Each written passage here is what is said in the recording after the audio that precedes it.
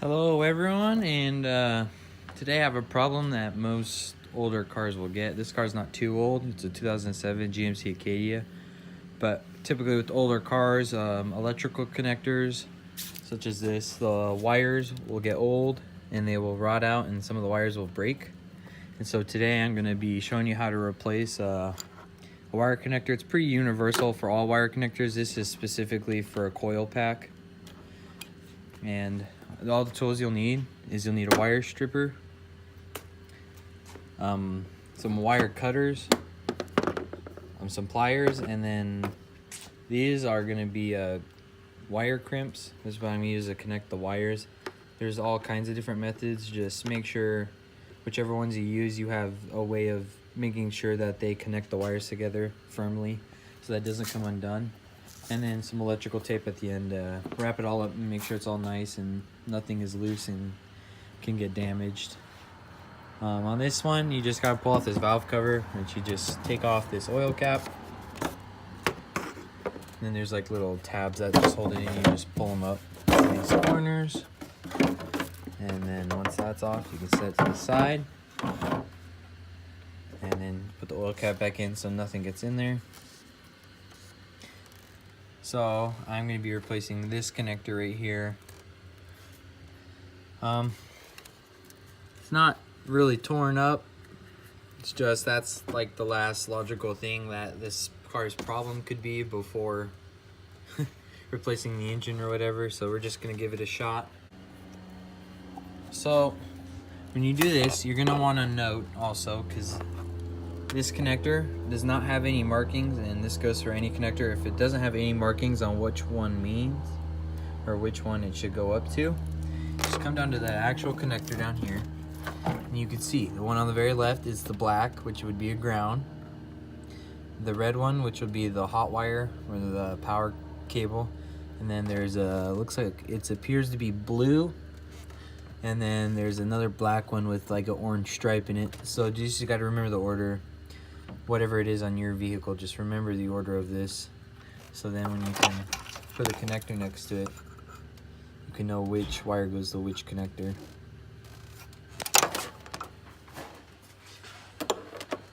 And you just pull your wires out and you just clip them with your wire clipper. Remember the order: black, red, blue, and then the black stripe, or whatever yours is in your car. You just clip them off.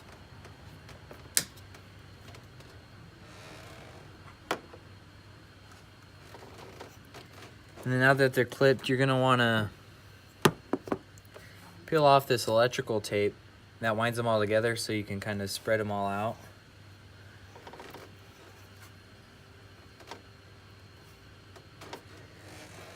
In this case, I'll just run my wire clippers down the side. Be careful not to clip any wires.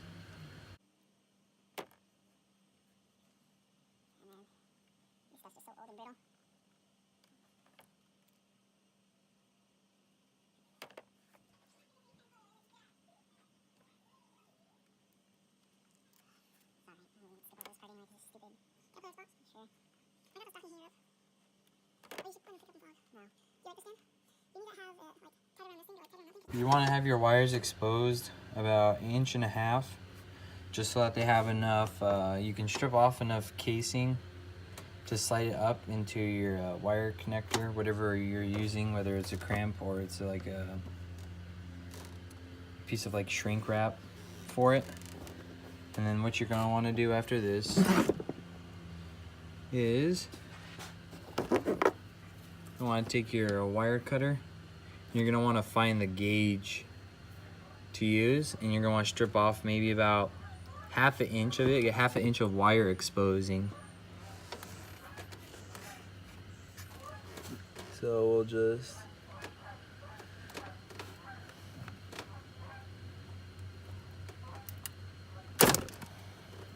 there we go. It's a little bit less, but less than what I wanted, but it'll do considering you just are shoving it up into this connector. Yeah, you're just shoving it in. That'll do fine. And then you want to take your new connector And it comes with all this extra wire. You'll just want to cut it down to whatever length you need. I'll probably leave an inch and a half of wire on this, just so there's enough room to where I'm not bending the wire connector.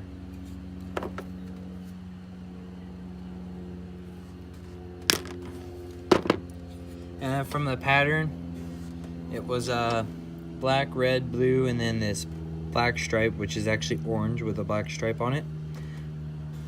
And so I want to take the left one, the one that's for black, and I'm going to want to strip it about the same as that one. Wire stripper, and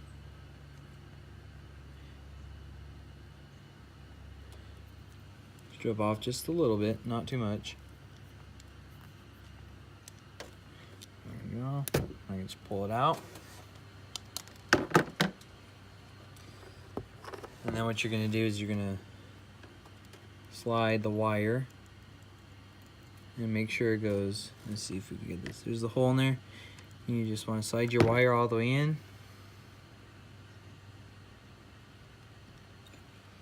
Kind of want to, I don't know if you could see the copper there. Kind of want to try to shove it in as far as you can get it. And then kind of with one hand putting pressure up on it to keep it pushed in. I'll come over to this wire, and you'll want to do the same thing. Kind of take your fingers and squish all the wires together. You can kind of give it a little twist to make sure they're all wound up on each other. And then you'll want to slide the wire in just the way you have it. And once it's in all the way, kind of keep pressure, and you want to take your pliers and you'll want to crimp one side to make sure the wire is held in. Give it a good squeeze, and it presses the middle on the inside of it. It pushes it down so it grabs onto the wire. And then you want to go to this side, or first, before you do that, kind of give it a little tug. See, it came out, so it didn't pinch down on it all the way. So I'll have to redo it so it kind of squished it down like that. You want to put your pliers on it this way and kind of open up the hole a little bit.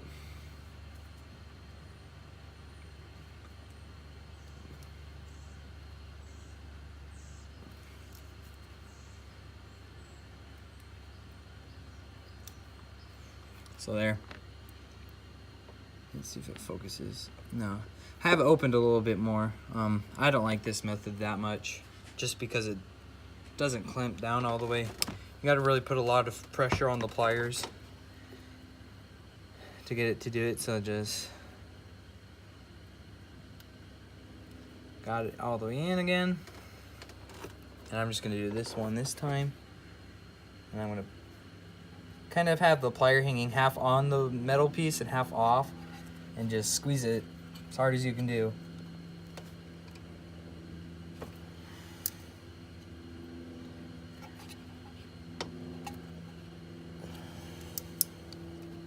And let's check it.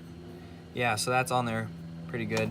Don't pull on it too hard, because realistically, as long as it's in there and you give it a little yank and it doesn't come out, it's probably never going to come out because there's nothing yanking on the connectors.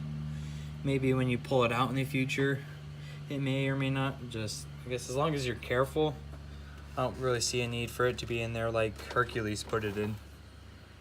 And then, same with this, just slide this one in. Get your pliers. Pinch it down. There we go. Kind of give it a yank. That it's in there.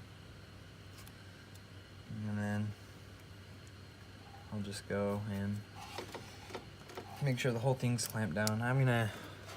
Helps if you get bigger pliers. Here you go. I have bigger pliers. These are 9-inch pliers. I was using 6-inch. 9-inch, you're able to get more force.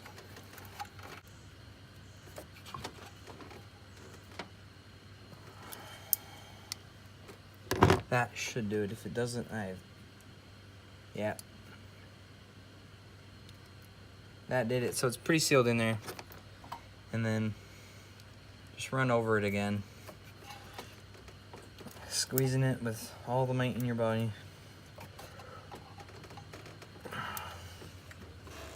There you go. And then you just repeat that process for all the other connectors. Okay.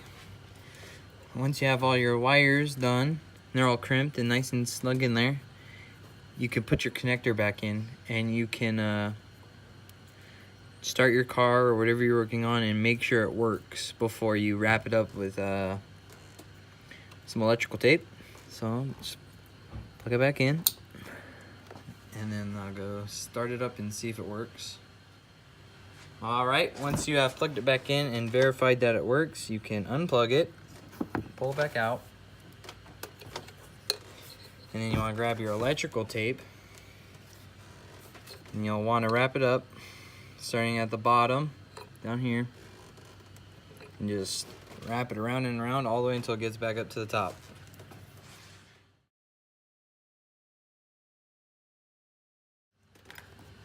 Okay, once you successfully have wrapped it up in electrical tape, making sure that nothing will move out of place once it's wrapped up, you're all done and you've replaced your connector. All you gotta do is put everything back together how you had it. It's basically universal for all kinds of connectors. I've already done it on this map sensor here. Replace the map sensor connector, taped it all up.